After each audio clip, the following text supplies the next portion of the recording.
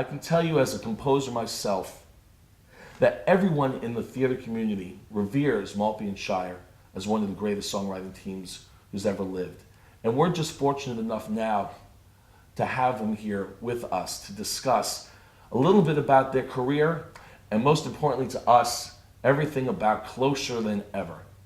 So thank you for being here and answering some questions about your career and Closer Than Ever. Let's go back. Let's talk about how did you guys meet?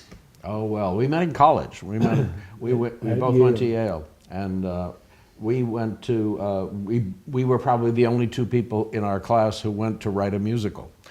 David was a composer. David came from Buffalo, and I came from Long Island by way of prep school in New Hampshire. And in those days, nobody wrote musicals at Yale. Every 4 years, someone would try one. So it was kind of a bizarre thing to want to do. But we set out to do it, and while we were there, we wrote and produced two huge musicals with a full orchestra and everything. We just didn't know you couldn't do that, so we just did it. One of them bankrupted the Yale Dramat, which was embarrassing because Richard was the treasurer. Oh, I wasn't embarrassed at all. Everybody wants to know the age-old question, what comes first, the music or the lyrics? Well, my standard answer to that is the idea, because really we sit and talk about what's going on in the song, what the concept is, what the character is going to do, where we're going to start, where it would end. That usually leads to a title or a stanza or something like that. But usually out of that discussion, with the title in place, David writes the melody. I much prefer it when he does, because when I'm left to my own devices, I write very flat, sort of, flat lines, and David says, I can't do anything with this, and then throws it out and writes something else. Richard has a wonderful musical sensibility. He really should have been a composer. And I like writing lyrics. I find it much easier than he's a more natural lyric writer than I am. He actually thinks that way. He's a more natural composer, and this is by way of saying that after the song starts getting shaped, there's a lot of going back and forth.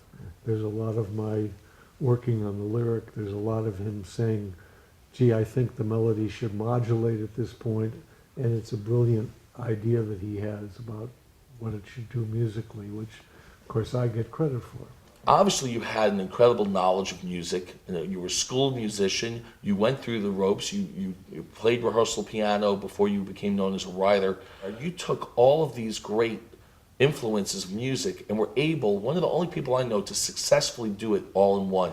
And I'm curious, is that something that just evolved? Because the songs in Closer Than Ever, once again, a grab bag of songs, you might say, but yet all these incredible styles. That's just always been the way I am. It wasn't a conscious effort to go after different styles of music, and also in the half of my career, which is film composing, the more styles you can cover, the more work you can possibly get, because you never know what the style of a picture is.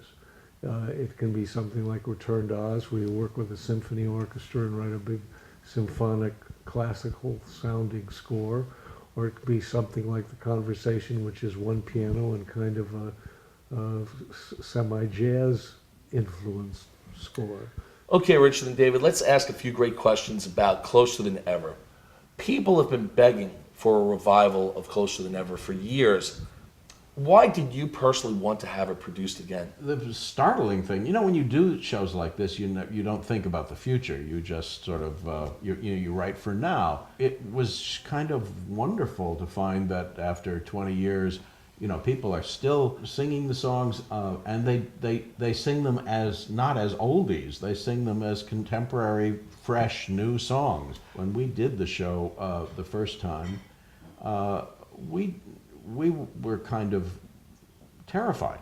I mean, these were songs that we wrote largely for their own sake. And so we sort of gathered them together without really thinking what they would end up being. And then we added to that some songs from other shows, or songs that we had written for other shows that we rewrote. And since it was sort of come from that source. We never really thought that the evening would be anything other than just sort of a grab bag of interesting songs. And the startling thing was that when you put them all together, they seem to have a single voice. They seem to be about a group of people and living life through time. The review that we got from the New York Times said it's about people living life.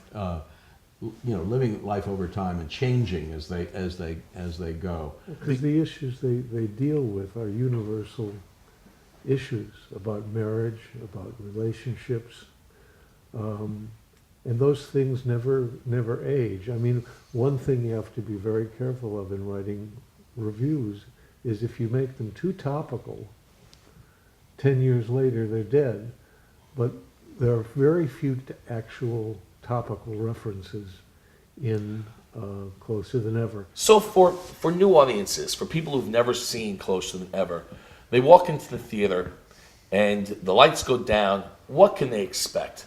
Well, you know what they're going to get. They're going to get surprised. They're going to laugh a lot in places about things they didn't think they were going to laugh about. They're going to be moved. They're going to find songs that speak to them, that are, that relate to their own lives, maybe with some revelations that they didn't think they were going to feel. And I think that when all is said and done, your heart is going to be touched. Lots of people go out as couples, holding hands, and that's a kind of sweet thing to see. It's about the primal things that hold people together in this world, and you kind of can't hear often enough that it's worth it. We get a chance to do Closer Than Ever, and luckily for us, we get a chance to have 3 of the original company members coming back to recreate their star-making roles. You have Lynn Wintersteller, Sally Mays, and the musical director / pianist Patrick Brady. They've all gone on to much acclaim.